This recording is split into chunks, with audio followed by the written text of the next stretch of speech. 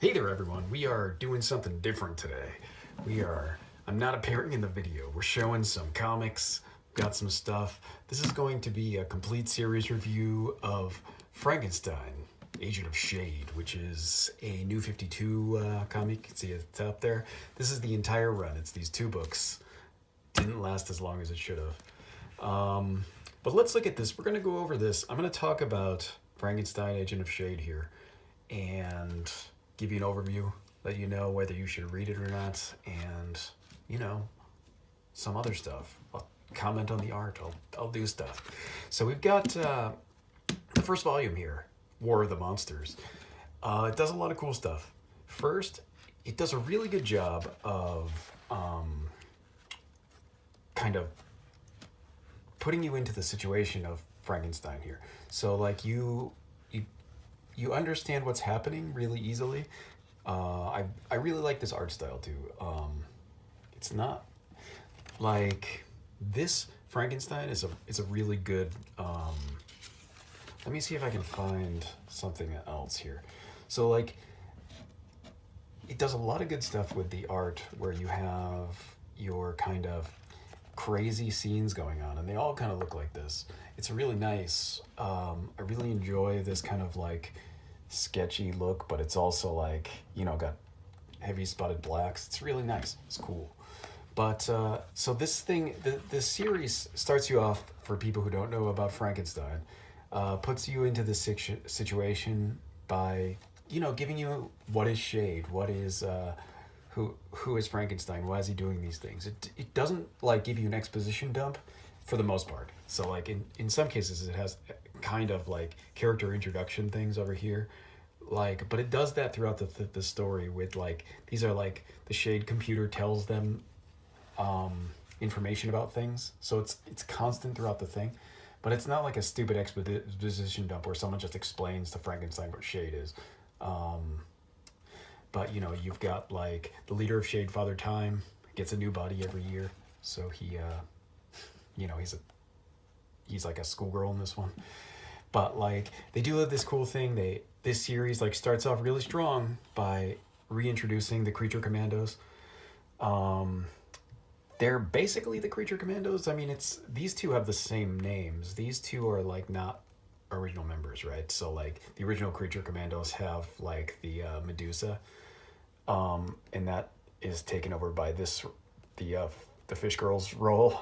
And then you have the Mummy, who is just like extraneous. He's not original Creature Commando. The Creature Commandos originally had like a human who was their leader.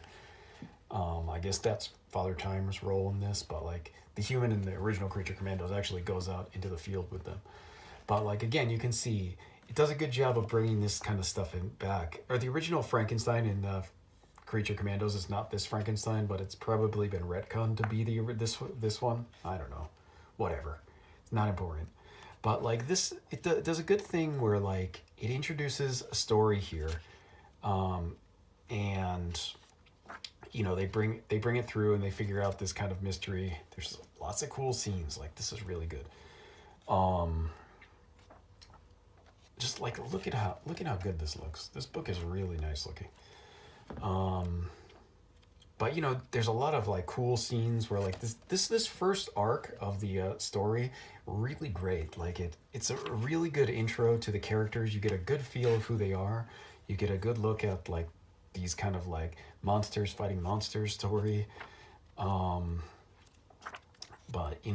it's got all this kind of, it's like, not only is it like the monsters fighting monsters here, this is a really cool cover, but it's got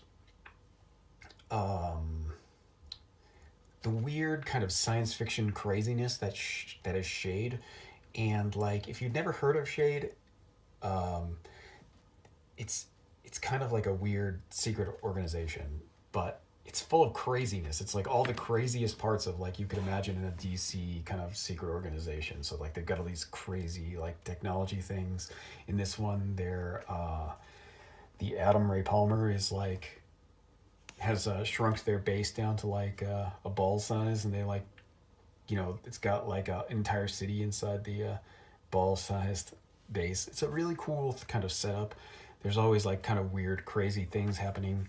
Father Time is like this crazed sociopath who like makes them do things that they don't want to do, or like completely disregards like the safety of everybody.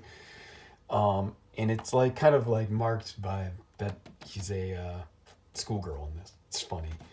So like there's a lot of goofiness in the like S.H.A.D.E adds a level of goofiness to the kind of serious tone of Frankenstein himself is always like very like serious. It's not bad though. It's a really good kind of thing. But here like Omac shows up. It's like they this first kind of arc, the whole first book of this goes through a lot of kind of interesting things where the story is well connected and it goes through, and it's mostly a single story up for like the first couple of issues, and then the next couple of issues it moves on to a connected story that's been seeded beforehand. So like, here are the workers inside the S.H.A.D.E headquarters. They're created and then they deteriorate after one day, but like it's been like seeded in the first issue that like, oh yeah, they couldn't possibly revolt because they die after one day, but then like, they get obviously the obvious thing happens later on, a couple issues later. And then there's this kind of flashback thing where it's kind of like he's kind of like Dr. Manhattan, but he's red. It's in like Vietnam with Frankenstein. But it's kind of an interesting thing because you get to look back at some of the past things of Frankenstein that are new. Here's the bride also is his wife, his ex-wife. But man, it's a really cool story here. So like what happens is they build up this really cool thing in this story, and at the end of the thing you're like, oh, like they unleash all these monsters that have been captured in the S.H.A.D.E headquarters. Again, something they seeded early on, that there's like captured people inside the S.H.A.D.E headquarters, and they seed it to be like, oh yeah, here's this thing, it's gonna be cool. And you go on and like they have to fight the monsters, and like it ends up being really short. And what happens is when you go into here's like a big reveal at the end. I'm not gonna I didn't spoil it, good. It's not on the page. But like there's a big reveal at the end and it feels like it's building up to something awesome. And you go into the second thing and the big reveal is there, and like it just ends in one issue. And when you get to the second volume of this, it feels like a lot of the stuff that happens is rushed. And I don't know if they were just like, oh yeah, you guys are getting canceled, you better finish some stuff up. But what happens is like it starts going into this other story about Rotworld, and there's like a Rotworld crossover that happens between Animal Man and Swamp Thing during a New 52. I haven't read those yet though, so this story made sense.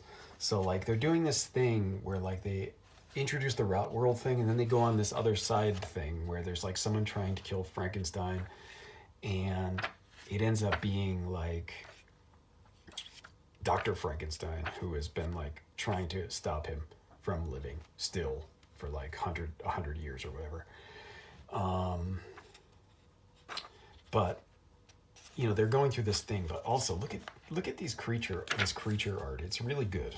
The artist in this, Alberto Ponticelli, the penciler, good job. Fucking like this guy.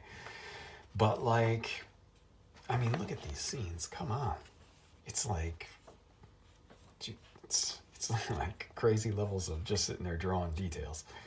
But here's the reveal for Frankenstein, but it comes where it's like a crossover with the Rotworld story. So what happens is like the final half of the book is like all this Rotworld crossover, and it kind of, the story itself makes sense, but like if you haven't read the rest of Rotworld, you're just kind of left at the end where it's just like, okay, I guess something happened and everything got fixed somehow.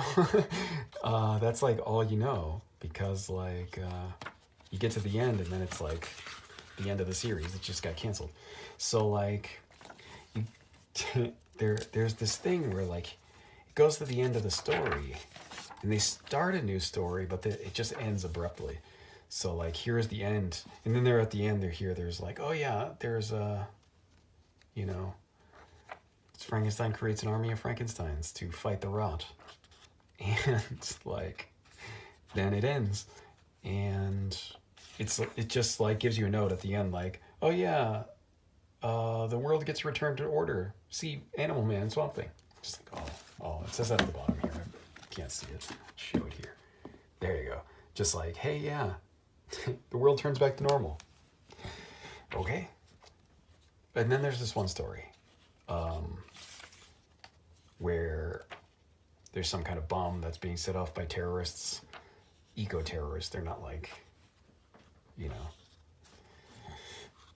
know, they're not religious terrorists, at least. They're eco-terrorists, and they're trying to spread a plague. And Frankenstein just takes it all himself because he can't be infected. And then just like, okay, end. The end. That's it. Like, so what happens is this series got canceled, probably due to low sales. But overall, it's a great series. I really enjoyed this. It was like a really easy read, really fun to get through. You've got, you know, 2 volumes. It's the entire series. Every issue I wished there was more stuff with S.H.A.D.E. I've always liked S.H.A.D.E. I liked it because S.H.A.D.E. used to be what's his face? Uncle Sam and the Freedom Fighters used to be S.H.A.D.E. So like you'd have those guys with Father Time. But in the New 52, Frankenstein is working with S.H.A.D.E., not the Freedom Fighters. So, you know, it's cool. S.H.A.D.E. is really interesting. It's funny. It's like kind of interesting to look at. You have this kind of cool thing where like you're getting to see all of these interesting kind of inventions and the crazy like psychotic things that Father Time does. It's always good because he's like a complete sociopath. Like he has no regard for anybody, and it's constantly throughout the book. It's like bad things happen because Father Time has no regard for anybody. And then you've got, you know, great art in this series. The writing is mostly spot on, except like I always feel like it opens an arc and seems like it's building towards something big, and it just ends quickly, and then something else changes. And I think like what happened here was that like Jeff Lemire was probably writing something that was building up to something big, and then like he got taken off the book or he left the book, and then it just ended abruptly, and then it moved on to something else. That's my guess. I don't know if that's true, but like overall, I would highly recommend this. I don't think these are in print. Maybe the first volume, but like when I bought these, like I had to hunt them down, and I had to get them like on a, you know, I couldn't get them new, so they're probably out of print. They're probably a little bit more expensive than cover price unless you get them used somewhere. Luckily, I guess, I don't know, but yeah, good stuff. Frankenstein Agent of S.H.A.D.E., one of the better New 52 series that I've read so far. Not that I've read a ton, but like I really enjoyed this one, and I'm sad that it got canceled, and I'm sad that there's no more Frankenstein Agent of S.H.A.D.E. book. I always liked Frankenstein from the 7 Soldiers of Victory, also great, and in this, great. So more Frankenstein, DC. I don't know. Nobody's watching this, and nobody's listening to it, but like if somebody is just like at DC and they're like, hey, what kind of book do you want to write? Frankenstein Agent of S.H.A.D.E. is the book you want to write. That's the book. So yeah. See you guys next time.